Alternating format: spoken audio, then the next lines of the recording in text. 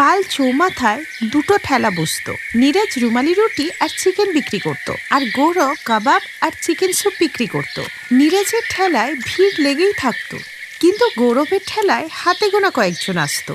এইভাবে নীরজের ব্যবসা খুব ভালো চলতো, আর গৌরবের ব্যবসা প্রায় বন্ধ হয়ে যেতে লাগলো। আর এই কারণে ও নীরজকে হিংসা করতে লাগলো। এরপর একদিন নীরজ যখন কোনো কাজে গেছিল, তখন তার স্ত্রী সরলাকে ওই ঠেলায় বসিয়ে দিয়ে যায়। সন্ধেবেলা নীরজের ফিরতে দেরি হয়ে যায়। হে ভগবান, খদ্দেররা তো আসতে শুরু করে দিল, নীরজ তো এখনো এলো না।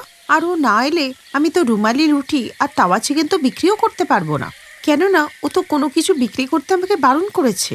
সরলাকে দেখে গৌরব বুঝতে পেরেছিল যে কোনো না কোনো ব্যাপার তো আছে, তাই সরলার মুখে একটা চিন্তার ভাঁজ আছে। তাই গৌরব ওর ওপর একটু নজর রাখলো। আর এর কিছুক্ষণ পরেই নীরজ একটা কালো পলিব্যাগে করে কিছু একটা নিয়ে এলো, আর সরলার কানে কিছু বলে কালো ব্যাগটা দিয়ে দিল। এরপর সরলা বলল, এতক্ষণ কোথায় ছিলে গো? খদ্দেররা এসে যাচ্ছে, আর তুমি তো আমাকে কাউকে কিছু বিক্রি করতেও বারণ করলে। এখন কথা বলার সময় নেই সরলা, তাড়াতাড়ি এই পলিথিন থেকে পাউডারটা বের করে মাংসে ছড়িয়ে দাও। এরপর সরলা ওই কালো ব্যাগ থেকে পাউডারটা বার করে চিকেনের ওপর ছড়িয়ে দিয়ে সবাইকে দিতে লাগলো। একে আমি দাঁড়িয়ে আছি, তার উপর খদ্দেরদের ভিড়, তার উপর ওই গৌরবের কুনজর। আরে তুমি তো জানো যে আমি না গেলে আমাদের গ্রাহক কমে যেত, কারণ সব জাদু তো আসলে এই পাউডারেরই। আর এ নিয়ে আর কোনো কথা বলো না। আর এইভাবেই সময়ের সাথে সাথে ওদের খুব ভালো উপার্জন হতে লাগলো, যার ফলে ওরা কুঁড়ে ঘর থেকে পাকা বাড়িতে চলে এলো। কিন্তু এই রহস্যটা কেউই জানতো না যে কয়েক বছরের মধ্যে ওদের এত উন্নতি কিভাবে হলো। যাও তাড়াতাড়ি গিয়ে জাদুর পাউডারটা নিয়ে আসো, খদ্দের যে এসে যাবে। এরপর ওই দিনও সে ওই পাউডারটা আনতে চলে গেল। আসলে ওইটা একটা জাদু পাউডার ছিল, যেটা চিকেনে দিলে ওর গন্ধে সবাই চলে আসতো আর স্বাদও বেড়ে যেত। কিন্তু ওই দিন গৌরব ওর পিছু নিল। আজকে তো এর রহস্য আমি জেনেই ছাড়বো। রোজ এই সময় নীরাজ কোথাও না কোথাও একটা যায় আর একটা কালো পলিথিনে পাউডার এনে সরলাকে দেয়। এই বলে গৌরব ওর পিছু পিছু হাঁটতে লাগলো, কিন্তু গৌরব ওকে খুঁজেই পেল না, কারণ সে ওর থেকে অনেকটাই এগিয়ে যায়। তাই শেষে গৌরব ক্লান্ত হয়ে হার মেনে নিজের ঠেলাতে ফিরে আসে। আর কিছুক্ষণ পর নীরজ আবারও একটা প্লাস্টিক ব্যাগে করে পাউডারটা নিয়ে আসে, আর সরলাকে বলে ওটা চিকেনের ওপর ছড়িয়ে দিতে। কিন্তু আজকে গৌরব দূরে দাঁড়িয়ে থেকে সবটাই দেখে নেয়। আচ্ছা, তাহলে এই ব্যাপার। তাহলে তো আজকে রাত্রে এই জাদু পাউডার আমি চুরি করে নেব। গৌরব সরলাকে পাউডারটা লুকিয়ে রাখতে দেখে নেয়, আর সুযোগ পেলে গৌরব ওইটা চুরি করে নেয়। পরের দিন নিজের কাবাব আর স্যুপে ওই পাউডারটা মিশিয়ে নিয়ে আসে, আর মনে মনে খুবই খুশি হয়। কিন্তু জাদু পাউডার মেশানোর পরেও গৌরবের খাবারে কোনো জাদু হলো না, আর তাই বেশি খদ্দের এলো না। আর যে দুই একজন এসেছিল তারাও রেগে চলে গেল। আরে, এই কাবাব খেয়ে আমার মুখ থেকে ফেনা উঠছে কেন? ধুর, কি বাজে খেতে! এত বাজে কাবাব আমি জীবনেও খাইনি। ধুর। এই শুনে গৌরব ভয় পেয়ে যায়, আর তখনই লোকে ওকে জুতো দিয়ে মারতে থাকে। ছাড়ো, ছাড়ো আমাকে, ছাড়ো! মেরো না, মেরো না! আর এইভাবেই গৌরবের ঠেলা বন্ধ হয়ে যায়, আর তাই গৌরবের নীরজের ওপরে আরো রাগ ধরে। তাই একদিন সে নীরজের বাড়িতে যায়। আচ্ছা নীরজ, একটা কথা বলতো, তুই তোর তাওয়া চিকেন আর রুমালি রুটিতে এমন কি দিস যার জন্য আমার দোকানে কোনো লোক হয় না? সব ভিড় তোর দোকানে যায়। আমার বউ বাচ্চার তো না খেয়ে একেবারে মরার জোগাড় হয়েছে। আমার তো মনে হচ্ছে এবার বউ বাচ্চা সমেত আমাকে আত্মহত্যা করতে হবে। সবার হাতের রান্নার স্বাদ আলাদা, এইটুকুই ব্যাপার। আর লোকের আমার হাতের রান্না ভালো লাগে। তুই এসব মরার টরার কথা বলবি না। সরলা, ওকে ভিতর থেকে কিছু টাকা পয়সা এনে দাও তো, যা দিয়েও কিছু রেশন কিনতে পারবে। আর তুই মন দিয়ে কাজ কর, দেখবি তোর ব্যবসাও ভালো চলবে। কিন্তু তুই তো কোনো জাদুর ব্যাপারে বললাম না, কোনো জাদু নেই, ফালতু তর্ক করিস না। এই শুনে গৌরব নিজের বাড়িতে চলে আসে, আর মনে মনে ভাবে ওই নীরাজের কাছে কোনো না কোনো জাদু তো আছেই। ওই দিন সকাল থেকেই গৌরব নীরজের দিকে তাক করে বসেছিল, আর ও নীরজের পিছু নিতে নিতে সেই জঙ্গল পর্যন্ত পৌঁছেই গেল। ও দেখলো যে নীরজ একটা কুঁড়ে ঘরে ঢুকলো, আর একটা ঢেকিতে মশলা কুটে কালো ক্যারিব্যাগে ভরে নিল। আর তখনই গৌরব ওকে হাতে নাতে ধরে নেয়। ওকে সামনে দেখে ভয় পেয়ে নীরজ ওকে বলে, গৌরব, তুই এখানে? আমি তো এমনি এসেছিলাম। আমি অনেকদিন ধরেই তোর এই রহস্যটা জানার চেষ্টা করছি। একদিন তোর পিছিয়েও নিয়েছিলাম, কিন্তু সেদিন তুই বেঁচে গেছিলিস। আজ আর পারবি না। আজকে তোকে সত্যি বলতেই হবে। আর কতদিন তুই লুকিয়ে রাখবি? এই ঢেকির রহস্যটা আমাকেও বল। এই ঢেকিতেই এসে কেন তুই মশলা কুটিস? ঢেকি তো তোর বাড়িতেও আছে। বারবার জিজ্ঞেস করলে নীরাজ ওই ঢেকির রহস্যটা ওকে বলে দেয়। এই বাড়িটা একজন বুড়িমার ছিল, আর তার তাওয়া চিকেন আর রুমালি রুটি খুব পছন্দ ছিল। উনি আমার ঠেলাতে প্রায়ই খেতে আসতেন, আর একদিন তিনি মারা যাওয়ার আগে আমাকে আশীর্বাদ করে গেলেন।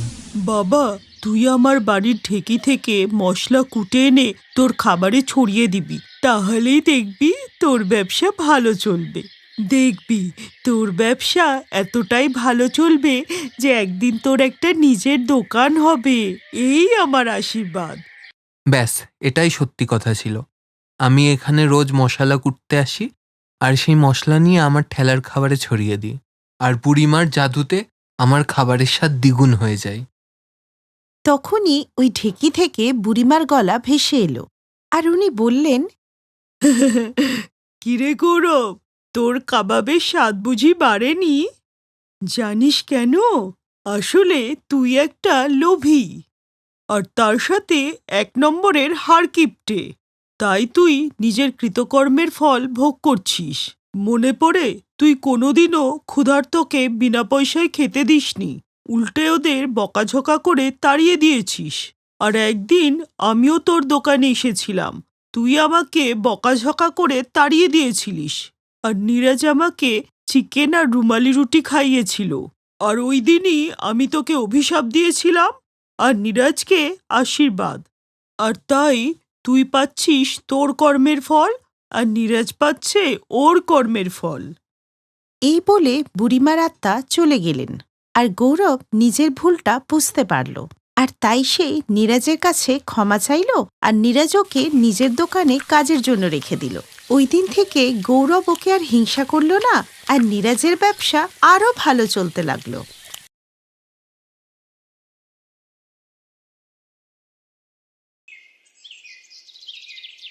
মা, আজকে আমার ব্রেড পিৎজা খেতে খুব ইচ্ছা করছে, বানিয়ে দাও না প্লিজ। কিন্তু মা, ঘরে তো ব্রেড নেই, তাই আমি রুটি তরকারি বানিয়ে দিচ্ছি। বাবা ব্রেড নিয়ে এলে ব্রেড পিৎজা বানিয়ে দেব, কেমন?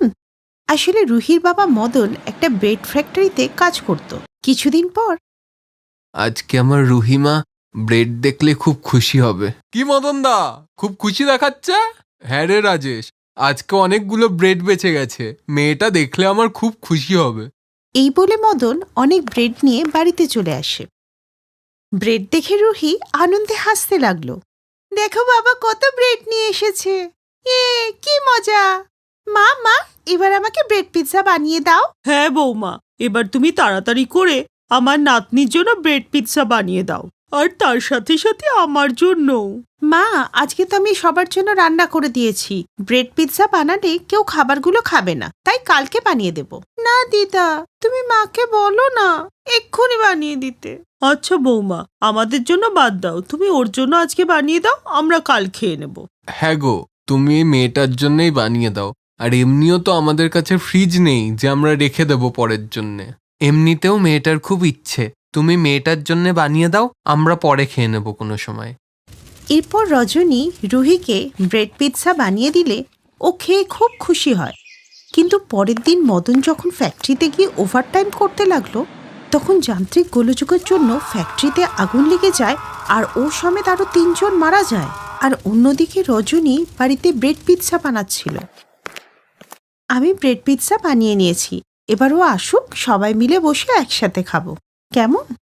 অপেক্ষা করতে করতে অনেক দেরি হয়ে গেলে রজনী বলে, মা তুমি আর রুহি ব্রেড পিৎজা খেয়ে নাও, আমি ও এলেই খাবো, কারণ ও ভুলে গেছে আজকে ও ওভারটাইম করবে, তাই আসতে দেরি হবে। তোমরা খেয়ে নাও। ঠিক আছে বৌমা, তাহলে দিয়ে দাও, নাতনি আর আমি মিলে খেয়ে নিই। এরপর রজনী ওদেরকে ব্রেড পিৎজা খেতে দিলে ওরা সেগুলো খেয়ে কিছুক্ষণের মধ্যে ঘুমিয়ে পড়ে। অন্যদিকে রজনী গোটা রাত ভরে অপেক্ষা করতে করতে কখন যে ওর চোখ লেগে গেল ও বুঝতেই পারল না। কিন্তু পরের দিন সকালে যখন ওর ঘুম ভাঙে, ও তখন খুবই চিন্তায় পড়ে যায়। আর মদনকে খুঁজতে ও যখনই ঘর থেকে বেরোয়, তখনই দেখে যে ফ্যাক্টরির কিছু লোক মদনের মৃতদেহটা ওর বারান্দায় রেখে দিয়েছে। এই দেখে হতভম্ব হয়ে রজনী জোরে জোরে কাঁদতে লাগলো। হে ভগবান, এ আমার কি হয়ে গেল? কালকে পর্যন্ত তো মানুষটা ভালো ছিল, আজকে কি হয়ে গেল? এ আমার কি হলো? বৌদি, কাল তো আমরা কাজ করে বেরিয়ে গেছিলাম, কিন্তু মদন আর তার সাথে 3 জন ওভারটাইম করার জন্য ফ্যাক্টরিতে থেকে গেছিল। রাতে শর্ট সার্কিটের আগুনে এইসব হয়ে গেল। ভগবান, তুমি আমার সাথে কি অনর্থ করলে।